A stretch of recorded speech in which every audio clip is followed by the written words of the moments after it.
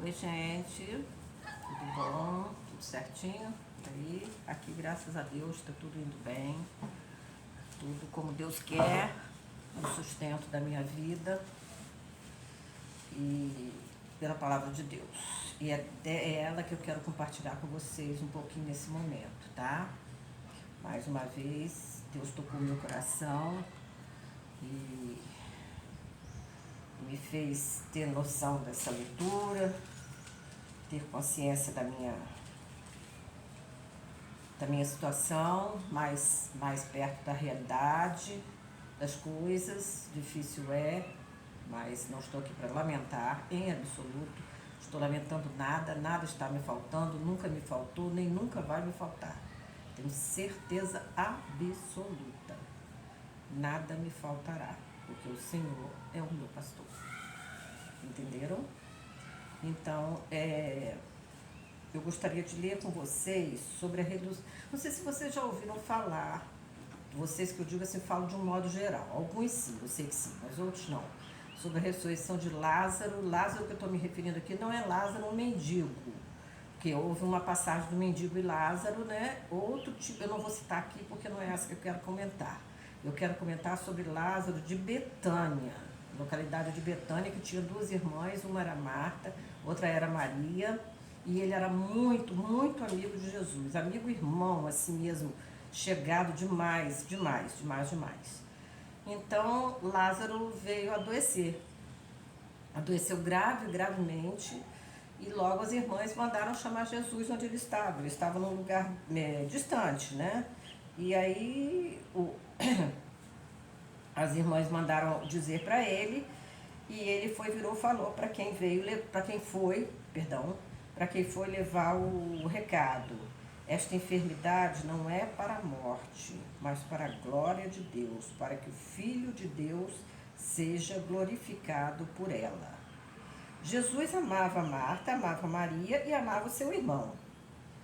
E aí, mesmo assim, ouvindo saber que ele estava gravemente enfermo, ele ficou mais 2 dias na localidade em que ele se encontrava. Não se apressou em ir encontrar-se com Lázaro ou saber notícia dele. Mais presente, mais de perto. E as irmãs dele estão com uma gripe. Para variar, estou com uma gripe. Perdão, se eu espirrar durante o vídeo, vocês me perdoem. Mas, então, ele mandou que fossem procurá-lo. Ele demorou 2 dias no lugar onde ele estava, porque ele foi com o objetivo de passar em alguns lugares e com alguma finalidade e algum objetivo evangélico, e ele queria cumprir aquilo que estava designado para ele pelo próprio Deus, seu Pai, nosso Pai. Então ele foi cumprindo, e os discípulos, os que estavam seguindo a ele ali, alguns acompanhando, outros seguindo, tá? A diferença, tá? Cuidado para você não acompanhar Jesus. Você vai seguindo, tá? Vai seguindo que você fica muito mais firme. Acompanhar é difícil. Você acompanha, mas não sabe nem por que você está acompanhando. Então, alguns acompanhavam e outros seguiram. Os que estavam acompanhando falaram para ele: mestre, sendo ele tão amigo seu, estando doente tão gravemente, tu não tens misericórdia desse homem, dessa pessoa? Aí ele falou assim: Senhor, ele falou assim: Lázaro, nosso amigo, dorme, mas vou despertá-lo do sono. Isto tudo está no capítulo 11 do livro de João, do Evangelho de João. Se vocês quiserem saber na íntegra, podem ler lá que vocês vão saber de que eu estou falando. Então os discípulos disseram: Senhor, se dorme, ele estará salvo. Porque quem dorme automaticamente vai acordar, está dormindo um sono, mas aí vai acordar de alguma maneira, né? Aí ele falava assim, eles cuidavam que ele estava apenas, falou sobre o repouso do sono. E Jesus disse claramente: Lázaro está morto. Aí todo mundo ficou quieto, né? Então ele foi andando e encontrou No caminho, depois de que ele cumpriu tudo que tinha que ser cumprido, ele encontrou com as duas irmãs de Lázaro, seu amigo, volto a dizer, que estava doente, que já havia falecido, que já havia morrido. E elas disseram: Senhor, há 4 dias, ele demorou 2 dias lá onde ele soube que ele estava doente, mais 2 dias no caminho até chegar a Betânia. Então, quer dizer, 2, 2, 4 dias ele já está morto. Os judeus tinham uma tradição de que a alma não se desprendia do corpo antes de 4 dias do seu falecimento. Isso era uma tradição deles. A Bíblia não diz isso não, tá? Isso não está aqui não. Isso não está aqui. Isso não é para ser crido. Então, ele, obedecendo ou querendo talvez respeitar, porque muitas vezes as pessoas pensam que pregar o evangelho é agredir o outro, com suas próprias seitas e conhecimentos falsos. Não é assim que se faz. A gente prega o evangelho, a gente testemunha desde que haja alguma manifestação audível, alguém esteja nos escutando. Não está escutando, não está interessado, eu vou falar para quê? Não é? Estarei falando palavras ao vento. Então era o que Jesus estava fazendo ali. Então ele foi e cumpriu isso aí, chegou lá 4 dias depois.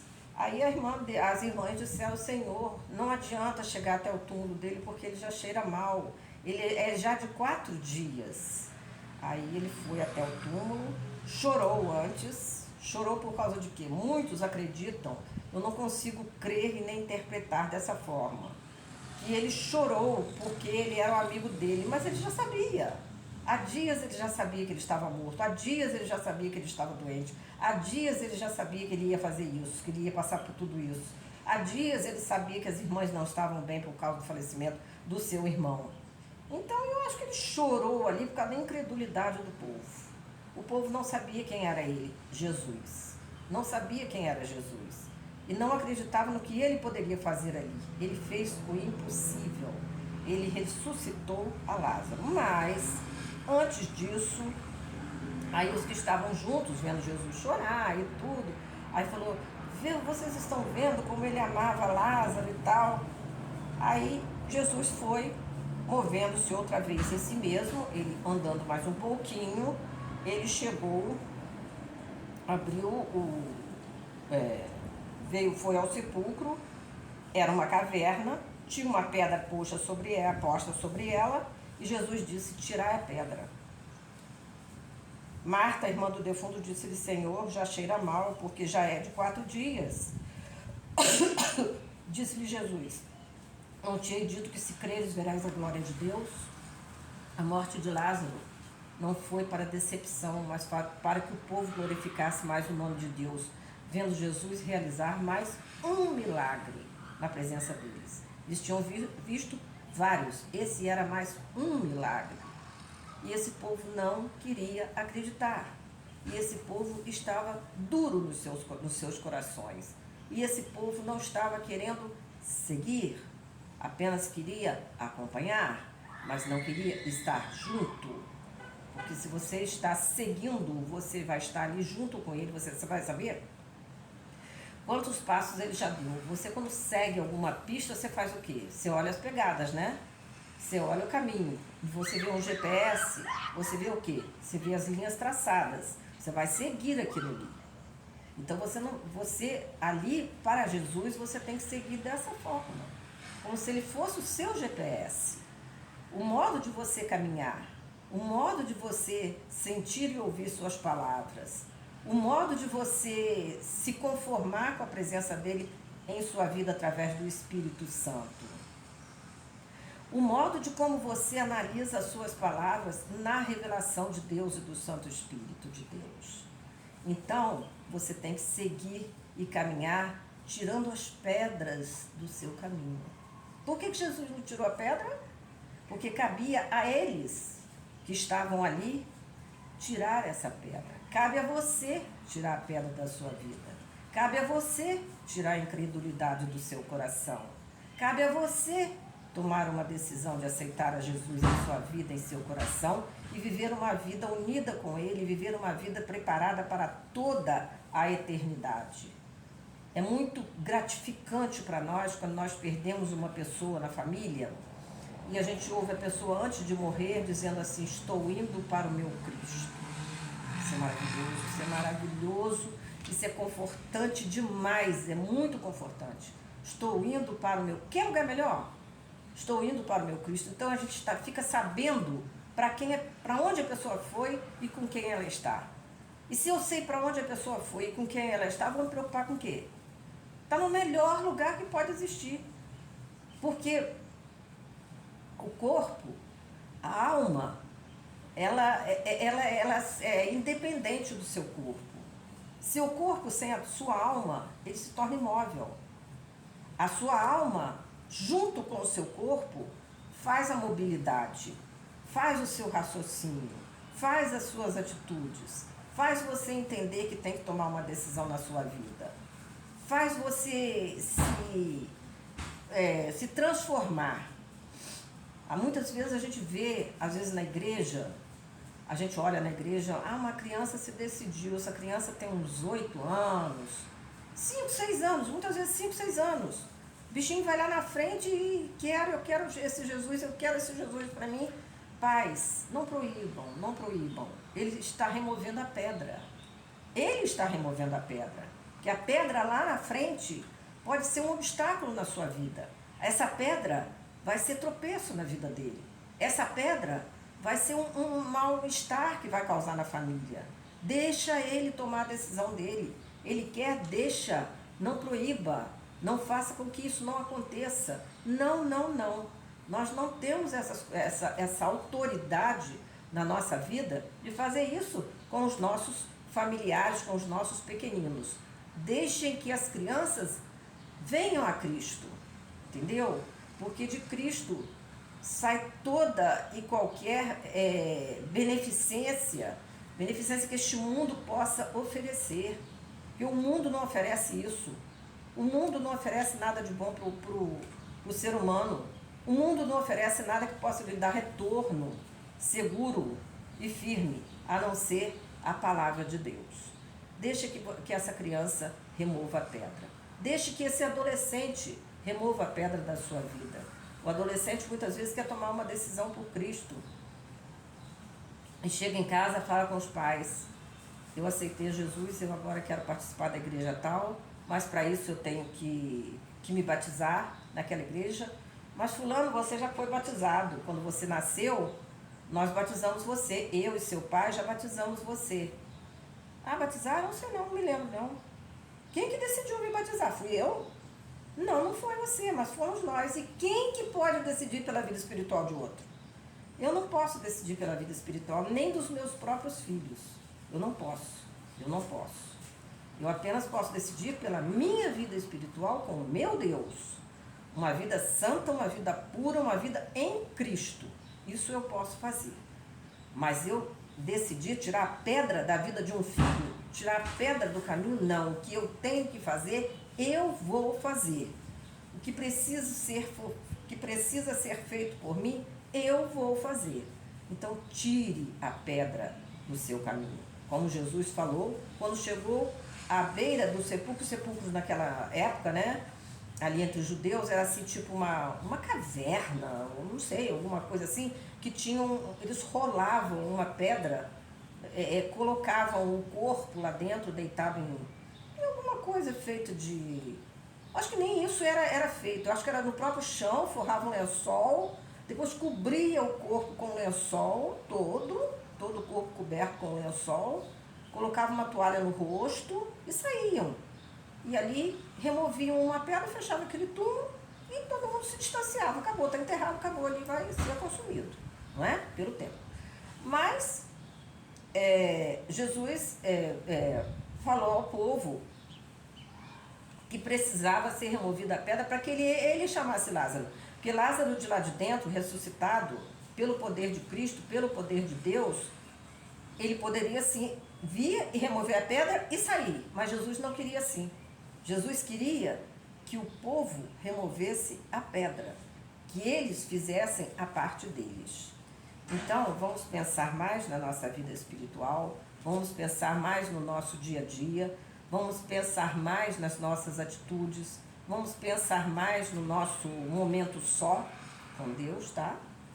Momento com Deus. Vamos fazer mais orações, vamos cantar mais louvores, vamos nos edificar mais, vamos buscar mais, vamos procurar mais, vamos propagar mais. O Evangelho precisa ser propagado. Senão a Bíblia não seria o livro mais lido do mundo. Isso de acordo com as pesquisas, não é? Então, é dessa maneira que nós temos que levar a nossa vida, é dessa maneira que eu entendo para mim, que eu tenho que levar a minha vida, eu tenho que fazer a minha parte, eu tenho que tirar de mim as pedras que porventura possam estar me atrapalhando. Hoje são britazinhas, tá? São britas, são pequenas pedras, mas eu já tirei a pedra maior que me atrapalhava, que era a incredulidade. Eu era muito incrédula. Então, hoje em dia, graças ao bom Deus, em mais de 40 anos, são 44 anos que eu já me converti. Erro. Sou imperfeita sim. Mas tenho um socorro bem presente na minha angústia. Deus é o nosso refúgio e fortaleza. Socorro bem presente na angústia. Assim me diz o Salmo 46, verso 1. Eu vou para Ele quando eu erro. Não vou dizer que eu vou errar, depois eu tenho Jesus para me dar cobertura. Não é assim não, tá? Porque as famílias hoje em dia muitas vezes estão educando seus filhos dessa forma. Erra bastante, que papai está aqui, mamãe está aqui para cobrir, para dar um ombro amigo para você chorar, suas mágoas. Não, tá errado, tá certo, tá? E quando a gente erra, a gente corre para Ele, mas corre numa angústia tão grande, porque o Espírito Santo que passou a habitar em nós, ele passa a revelar a nós aquele momento que nós erramos. Isso dói, isso machuca, isso não nos deixa continuar no erro e faz com que a gente remova essa pedra. Foi essa pedra que muitos já me removeram. É essa pedra que forma a igreja verdadeira. Essa pedra que precisa ser removida para formar a igreja de Cristo Jesus, nosso Salvador e nosso Senhor. Remova a pedra da sua vida. Tá bom? Muito obrigada pela atenção. Desculpa por qualquer falha. Ainda não sou aquela pessoa que filma e que faz alguma coisa tão perfeita, não. Não é assim. Mas eu vou me aprimorando, tá? Prometo para vocês. Fica essa promessa no ar. Tá bom? Não sei quando. Quando Deus quiser, eu vou me aprimorando, tá? Grande beijo a todos. Fiquem com Deus e que Deus possa proteger e amparar a vida de cada um. Removam a pedra, tá? Não esqueça não.